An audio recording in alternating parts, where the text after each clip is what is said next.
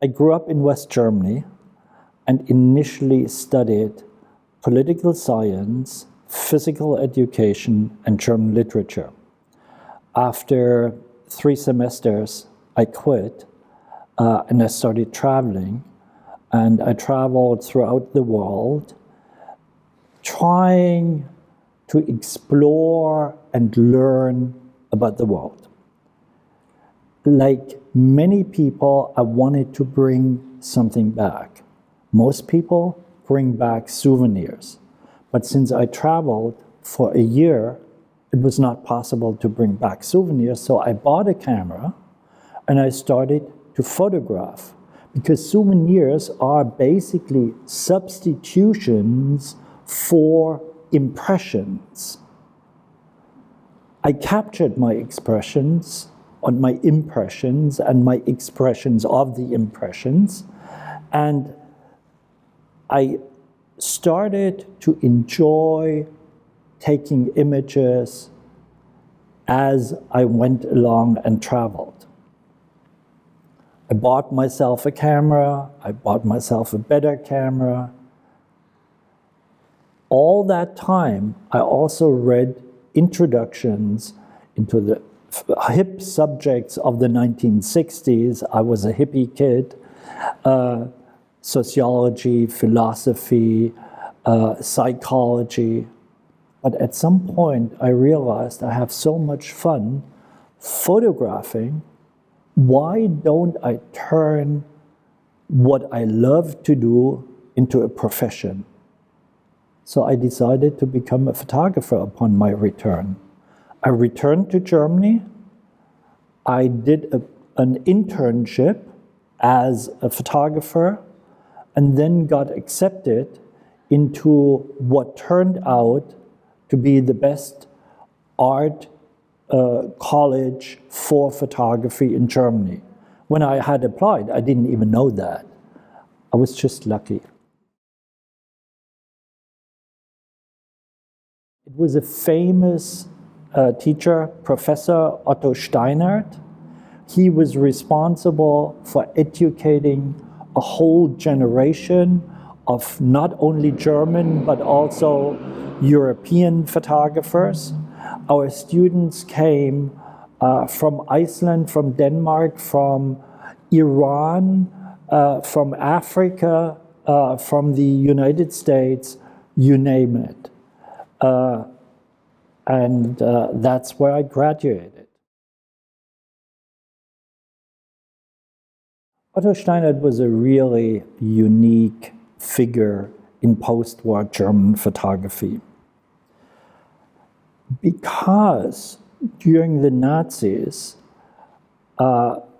modern contemporary photography had disappeared, and everything was in photography in support of the regime, as you certainly know in this country as well. Otto Steiner, after the war, reached back to where the development in photography had left off, and that was the Bauhaus. So Otto Steiner, for the first time, propagated something which was called subjektive Fotografie, subjective photography. And he did in the late 50s and early 60s exhibitions that were called Subjektive Fotografie 1, Subjective Photography 1, Subjective Photography 2, where the influence of Bauhaus were visible in the photography. These were often individual images in a very stylized way. But later on, he himself turned into, turned towards photojournalism and documentary photography and teach how to create a reportage. Of course, in the early years, what he gave us as subjects, photograph a black telephone just to learn the techniques, or photograph a coin, a silver coin, and we had to figure it out ourselves. He would not stand there and tell us, this is, you do it. No, he would look at the results and then send us back and said, redo it. The silver coin, we had to make enlargements 30 by 40 centimeters, and he would measure whether it was really round exactly, and if it was not, he said, go back, redo it. Then later on, we started to photograph the first reportages. One of the famous reportage subject was the garbage people.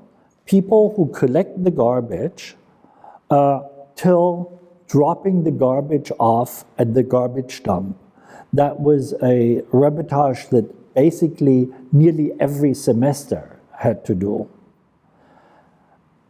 After that, after the first 3 semesters, you were pretty much left alone by yourself.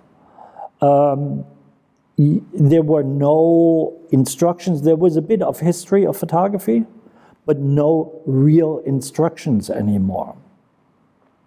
You would choose a subject, you would meet with him, discuss, he would go and show you images like somebody else had done it, and then you would go and shoot it yourself. He was also very authoritarian.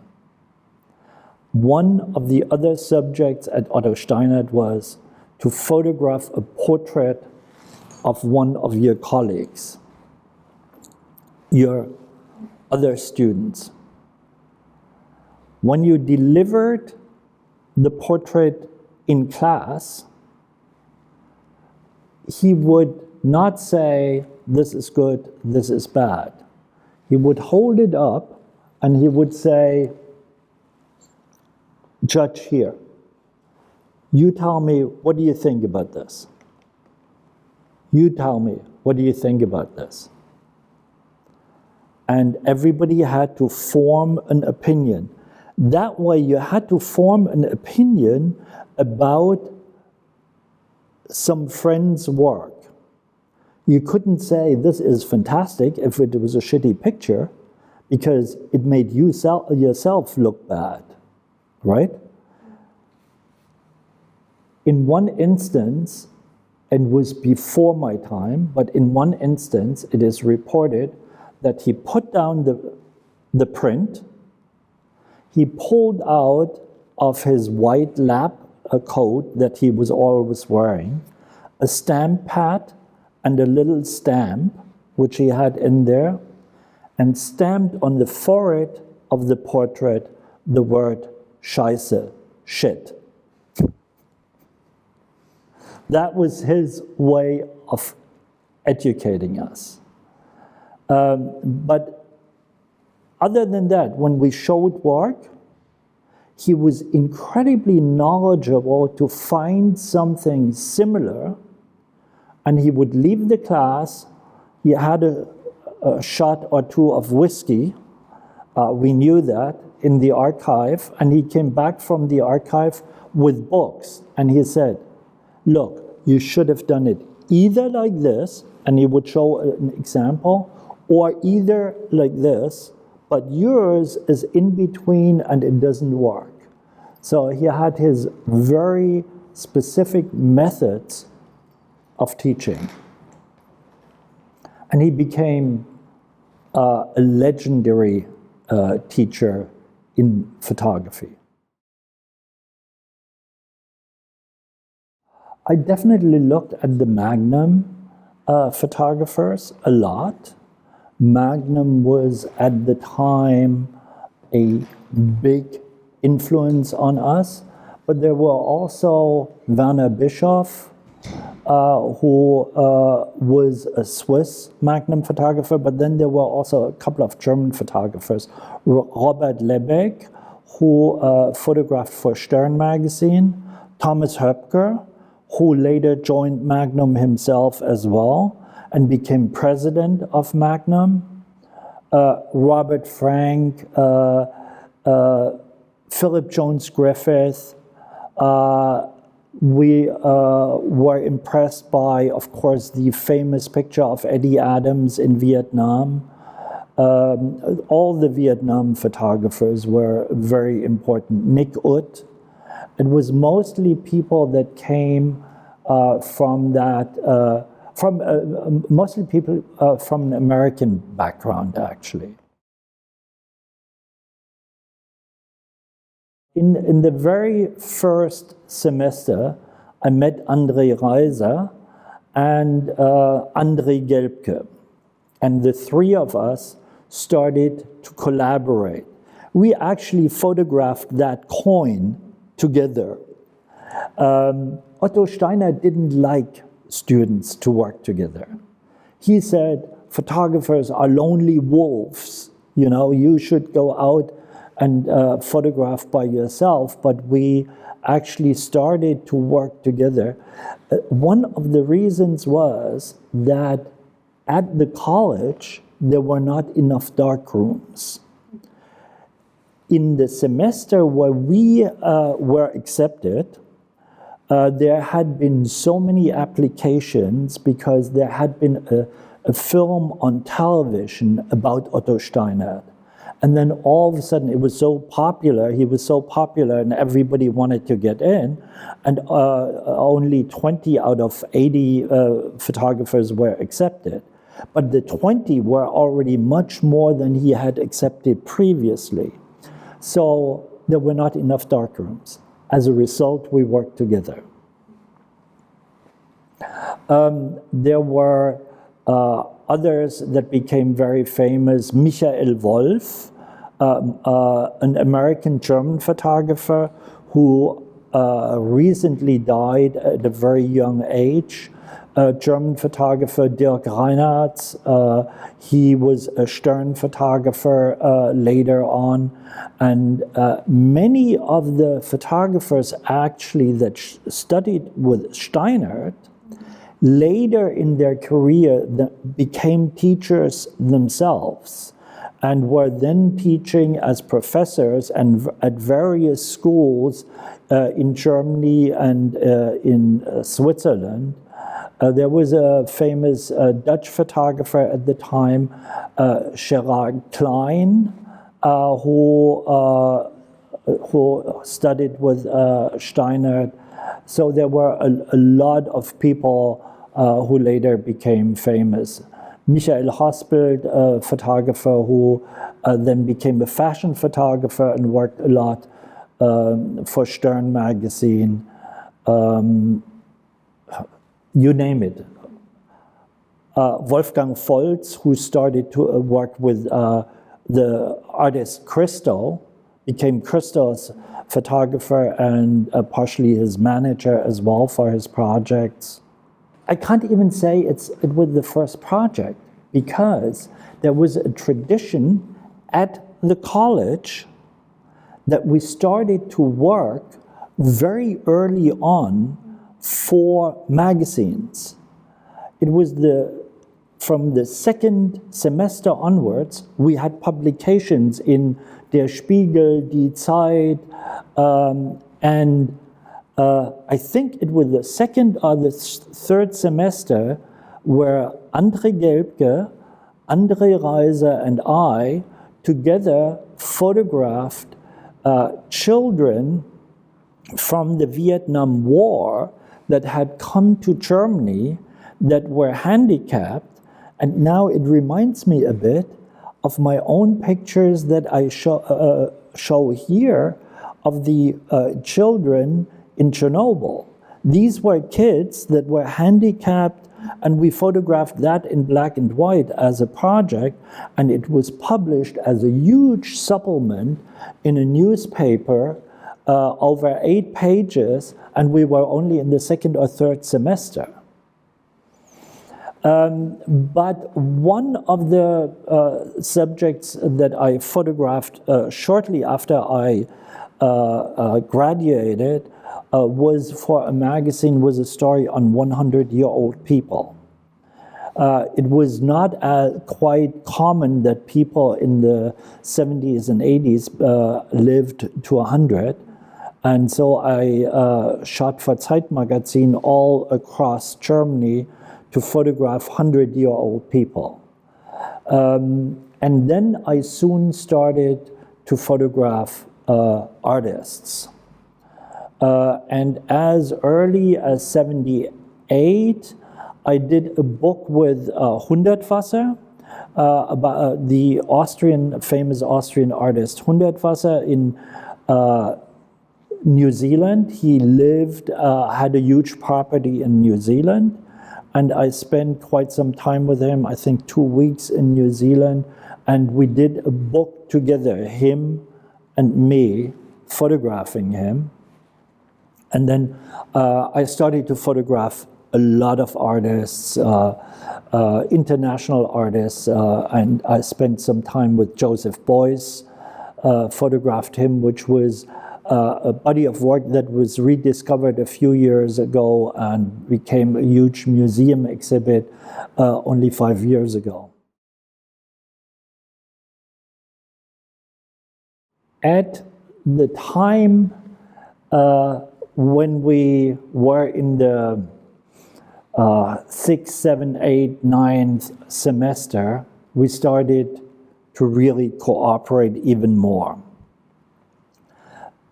Otto Steiner didn't like that, again, or still not. But we founded various groups where we worked together.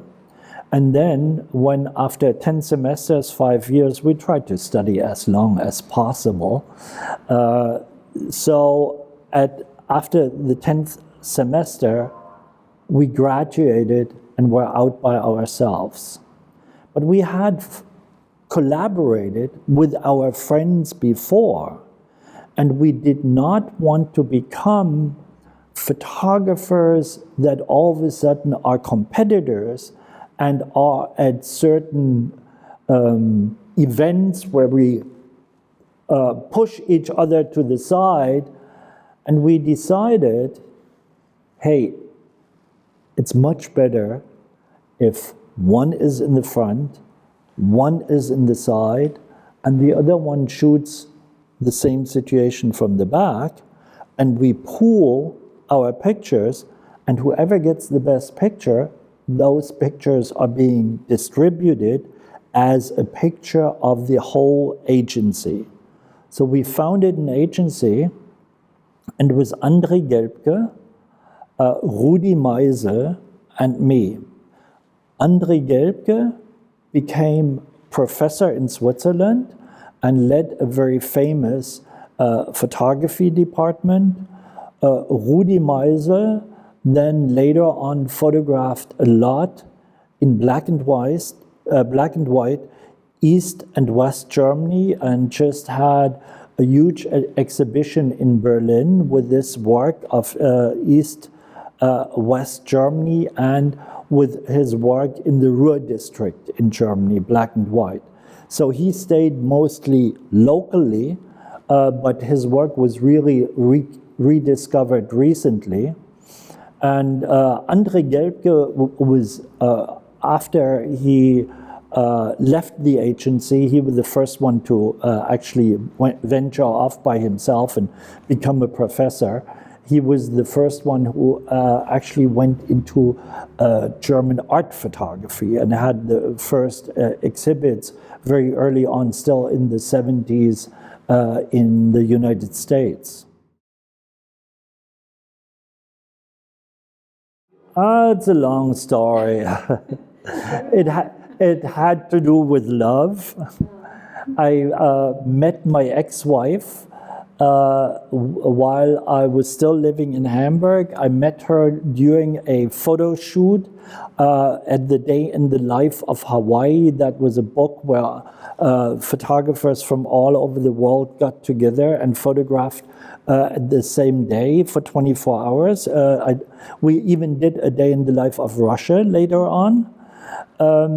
And I was invited to the very first one in Australia, then the second one in Hawaii, and there I met my ex-wife, a photographer as well.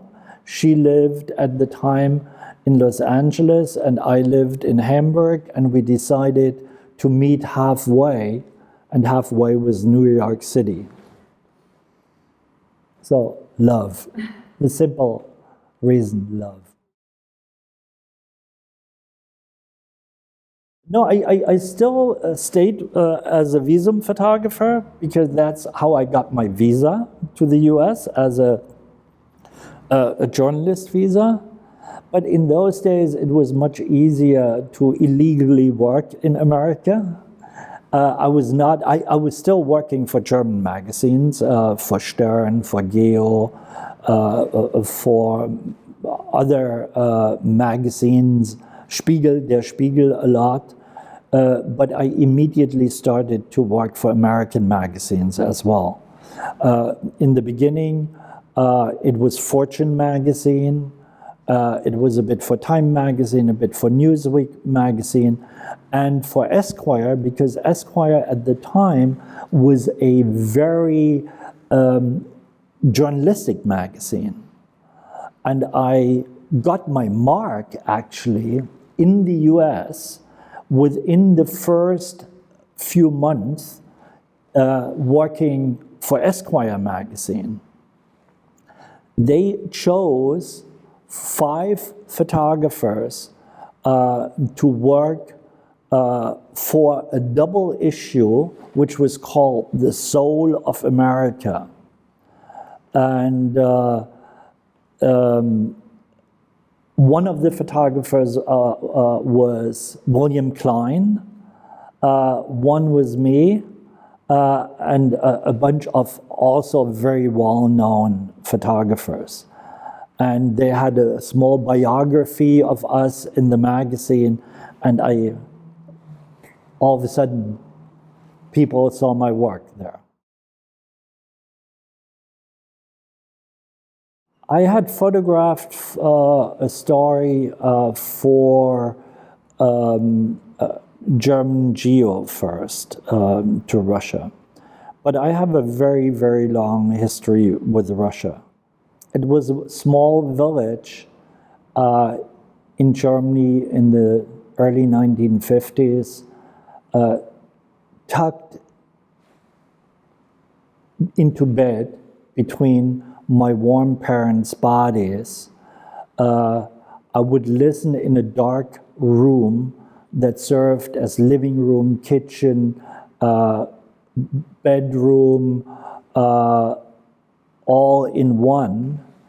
I would listen to my father's voice as he told stories of people fighting, of other people hiding in stables and barns, of snowstorms, of people battling, armies battling.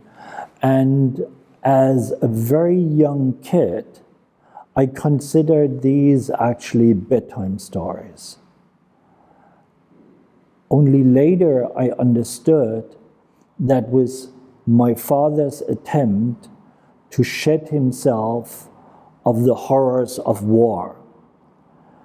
My forefathers for generations had lived in Sudetenland, which you call Sudeten, and there the borders had been redrawn so frequently that my grandfather, without ever moving, had 4 different nationalities, without ever moving.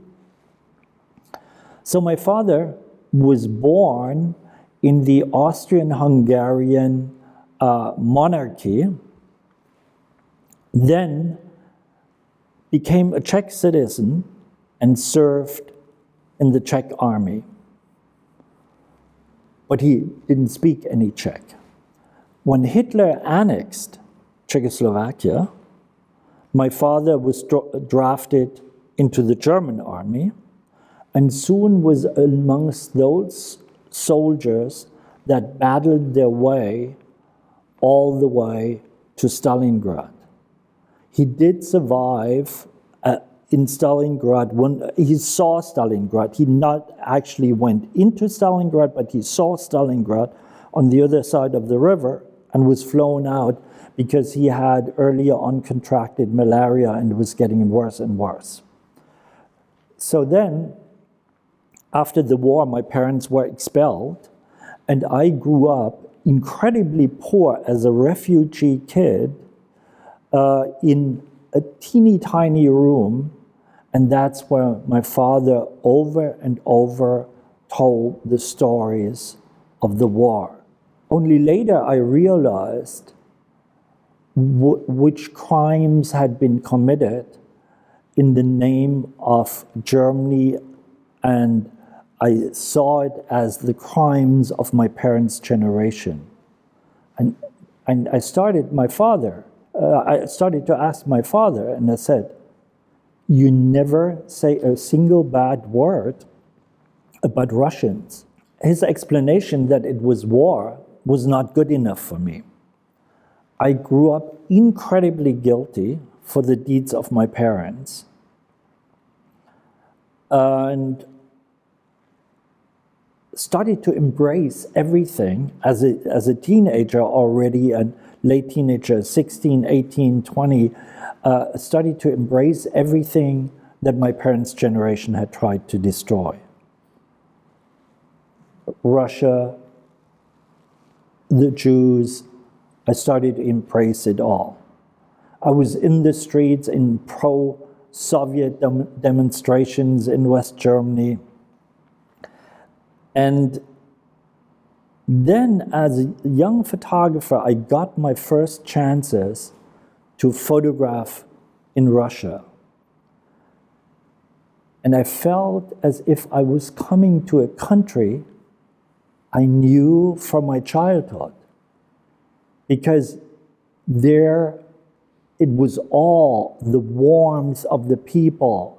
My father, as I said, had never said anything bad about Russians, so it was all there, what I photographed. It was a world that I knew, and in the beginning, I didn't dare to make any critical pictures in Soviet Russia. When I first came to Soviet Russia, I didn't dare to make any critical pictures. My images were a reflection of the Russian soul, but they lacked economic and political relevance. Only later on, when I then, well, the reason for it, first of all, was that I didn't start to criticize, didn't dare to criticize a country that had suffered so much from the deeds of my parents. Only later, in my assignments for National Geographic, after Gorbachev himself had opened the curtain and pulled away the veil, then I started to dare to look beyond and see an economy that was in shambles. And then I started to photograph the transformation, the rapid transformation from a state economy into a free market economy at rapid speed. What was most interesting for me was to see everything that had been hidden from Western eyes and partially from the eyes of Soviet citizens. I was shocked how much the destruction there was in the environment, I saw the working conditions as they appeared open then, the working conditions for the Soviet man, this hero that was depicted in heroic images in the Soviet Union.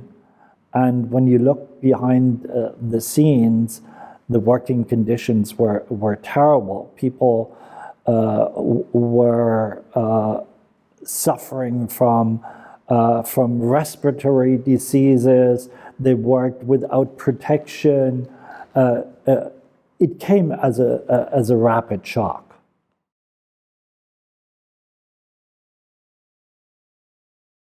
Well, as I explained earlier, one of my major subjects became Russia and the transformation of the former Soviet society into a market society at rapid speed. The other aspect of my photographic life had always been environmental subjects. I was always interested in photographing environmental issues. During the story for National Geographic about pollution in the former Soviet Union, I was free to choose myself which areas I wanted to cover. As a National Geographic photographer, I am always free, once I am assigned to a subject, to choose where I want to go, what I want to cover. And of course, Chernobyl, in the context of pollution in the former Soviet Union, Chernobyl was important in that context. And coming from the background, being interested in environmental issues and the Soviet Union issues, the two strains of my work came together. So after having been there for the very first time in 1993, I tried to find a way to come back and then proposed a story on Chernobyl for the 20th anniversary of the Chernobyl catastrophe to National Geographic. It was my own proposal. They accepted it, and I returned. And since then, I've returned over and over again. Specifically, since in 2005, I was able to enter deeper into the reactor than any Western still photographer. Definitely Russia's development in general, but not only Russia's, but Russia, Kazakhstan, and Ukraine's development together. In 1990, 1991, my first really long job for National Geographic was in those three countries, documenting the changes in those three countries. It was a cover story for National Geographic, which was called Broken Empire. But instead of focusing on all 15 republics, we only focused on Russia, Kazakhstan, and Ukraine. Coincidentally, these three countries became the three branches, the three main branches that stemmed from the former Soviet Union. In the center is Mother Russia, the legal successor to the Soviet Union, inheriting the seat of the UN Council inheriting the nuclear arsenal of the Soviet Union. Then there is Kazakhstan that in its development stands for all the, what Americans call the stands, Uzbekistan, Tajikistan, Kyrgyzstan, and what's the Uzbekistan, Kazakhstan, Uzbekistan, Kyrgyzstan, Azerbaijan,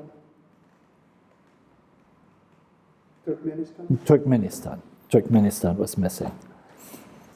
So Kazakhstan stands for the stands, and Ukraine stands for those that live this inner East-West conflict. They, such as Georgia, such as the Baltics, Moldova with Transnistria. These are countries that have not found a solution to this division between East and West. So these three countries, Ukraine, Kazakhstan, and Russia, stand, for me, symbolically for the whole development. And I will continue and have continued to cover these three countries in different stories. Astana in Kazakhstan, Ukraine, and I will go back to those. I'm currently working on a huge project to return to those three countries.